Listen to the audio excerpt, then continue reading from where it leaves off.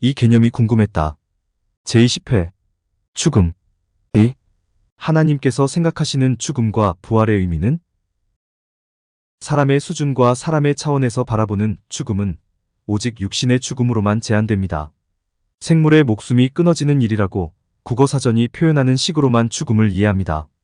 이런 이해의 틀 위에서 성경에 기록된 죽음이나 사망을 이해하려고 하니 성경의 내용과 의미를 바르게 이해할 수 없고, 이것으로 인해 기독교가 아주 엉뚱한 방향으로 흘러가고 있음을 부인할 수 없습니다. 그렇다면 하나님의 수준과 하나님의 차원에서 바라보는 죽음이란 과연 어떤 것일까요? 성경이 말하는 죽음이나 사망은 과연 어떤 의미일까요? 성경이 기록하고 있는 죽음이나 사망을 어떤 식으로 이해해야 성경의 내용과 의미를 바르게 이해할 수 있고 기독교가 다시 올바른 방향으로 나아갈 수 있게 되는 것일까요? 지금부터 그 정답을 찾아보도록 하겠습니다. 결론부터 말씀을 드리자면 성경이 말하는 죽음, 하나님의 수준과 차원에서 바라보는 죽음은 육신의 죽음 또는 육신의 사망이 아니라 하나님에 대한 죽음을 의미합니다. 즉 하나님을 부인하고 하나님을 떠나 죄인이란 존재가 되어 있는 상태를 죽음 혹은 사망이라고 표현합니다. 여러분들의 이해를 돕기 위해 잠깐 창세기로 돌아가 보겠습니다. 창세기 2장 17절, 선악을 알게 하는 나무의 열매는 먹지 말라.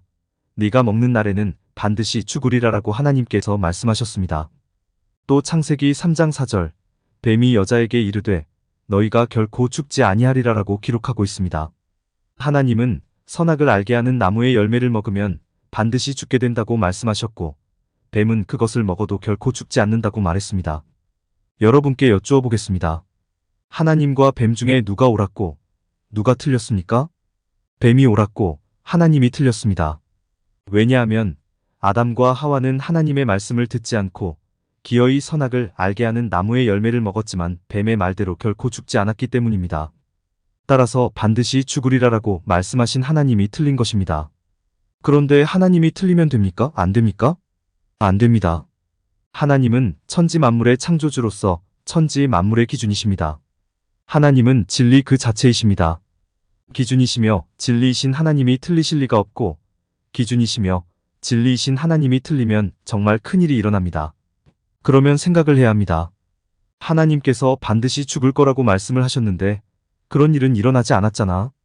그런데 하나님은 틀리실 분도 아니고 실수하실 분도 아니야. 그렇다면 이 죽음의 의미는 다른 것일 수도 있어. 육신의 죽음을 의미하는 것이 아니라 다른 의미가 있을 수도 있어. 그 의미는 무엇일까? 이런 생각을 해야 합니다.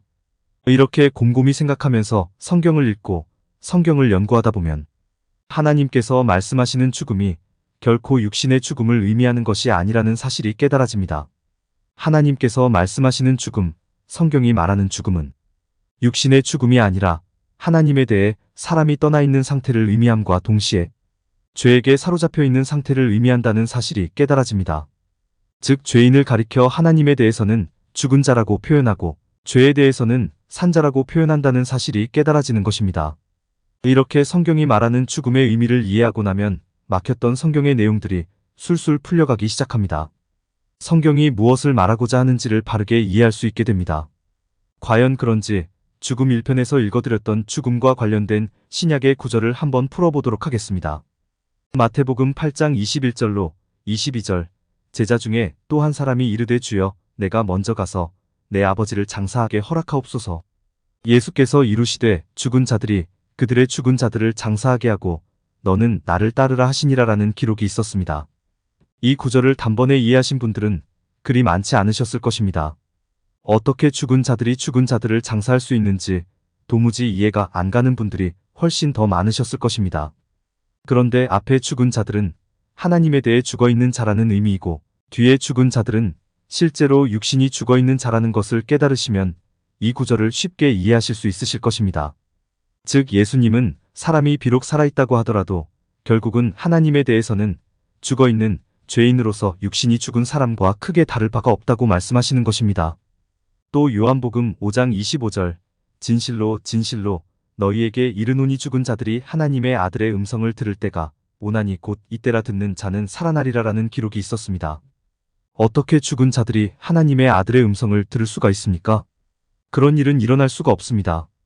따라서 이 구절에서 죽은 자들은 하나님에 대해서 죽어있는 자, 즉 죄인을 가리키는 말이 되는 것입니다. 지금은 비록 하나님에 대해 죽어있는 죄인이나 예수님께서 십자가 사역을 통해 하나님에 대해 살아난 자로 만들어주시겠다는 내용입니다. 또 로마서 5장 15절 곧 한 사람의 범죄를 인하여 많은 사람이 죽었은즉 더욱 하나님의 은혜와 또한 한 사람 예수 그리스도의 은혜로 말미암아 선물은 많은 사람에게 넘쳤느니라라고 기록이 있었습니다. 여기서 한 사람은 물론 아담입니다. 그런데 아담이 선악을 알게 하는 나무의 열매를 먹고 죄인이 되기는 하였지만 많은 사람을 죽인 적이 있었습니까? 없었습니까? 없었습니다. 그럼에도 불구하고 성경은 아담 한 사람으로 인하여 많은 사람이 죽었다고 표현하고 있습니다.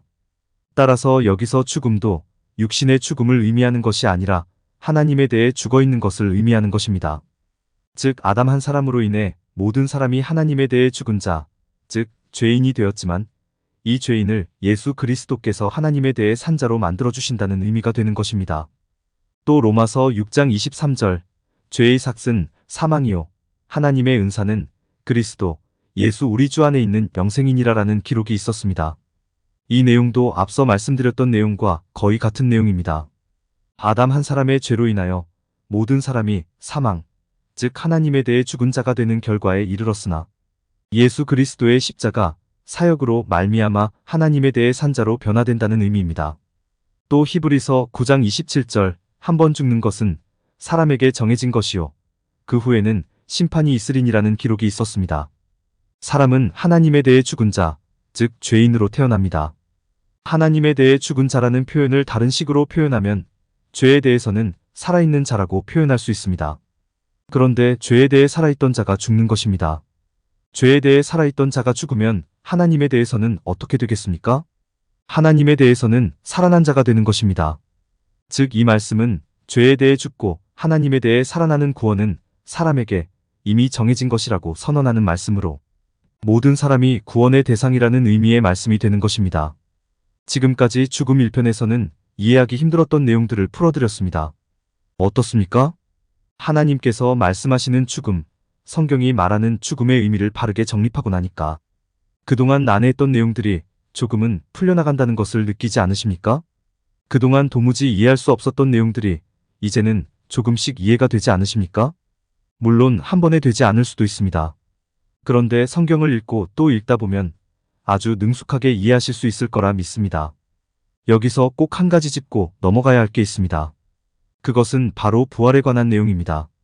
지금까지 말씀드렸듯이 하나님의 수준과 하나님의 차원에서 바라보는 죽음, 성경이 말하는 죽음은 육신의 죽음이 아니라 하나님에 대한 죽음, 즉 사람이 하나님을 부인하고 하나님을 떠나 죄인이 되어 있는 상태를 의미한다고 말씀드렸습니다.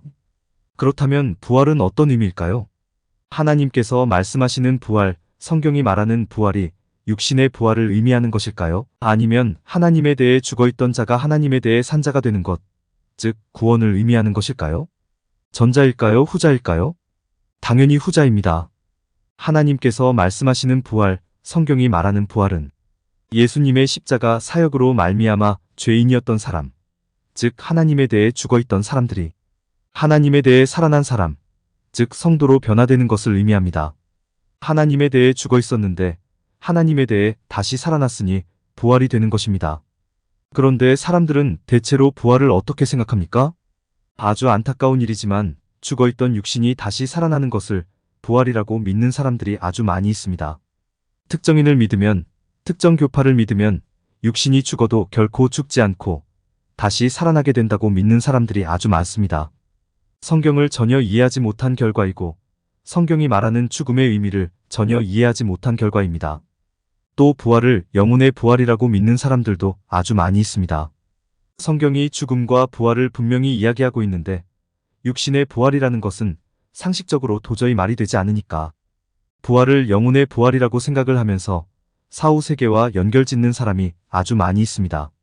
역시 성경을 바르게 이해하지 못한 결과이고 성경이 말하는 죽음의 의미를 바르게 이해하지 못한 결과입니다.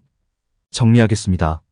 하나님께서 말씀하시는 죽음, 성경이 말하는 죽음은 육신의 죽음을 의미하는 것이 아니라 하나님에 대해 죽어있는 상태, 즉 죄인이라는 것을 의미한다고 말씀드렸습니다. 성경의 가르침은 하나님에 대해 죽어있던 자를 예수 그리스도의 십자가, 사역을 통해 하나님에 대해 산자로 부활시켰다는 것입니다. 하나님에 대해 살아난 자가 되었으니 하나님의 심정과 마음, 하나님의 성품과 속성, 하나님의 가치와 원리를 소유한 자가 되었다는 것입니다. 즉 사랑과 희락과 화평과 오래 참음과 자비와 양선과 충성과 온유와 절제를 품은 존재가 되었다는 것입니다. 그런 존재가 누구입니까? 그런 존재가 바로 성도입니다. 이제는 더 이상 죽음이라는 것에 대해 두려움을 갖지 마시고, 이제는 더 이상 사후 세계에 대해 아무 염려하지 마시고, 하나님께서 주신 은혜의 선물을 세상 가운데에 풍성히 나누어 주시며 사시는 데에 삶의 초점을 맞추셨으면 정말로 좋겠습니다.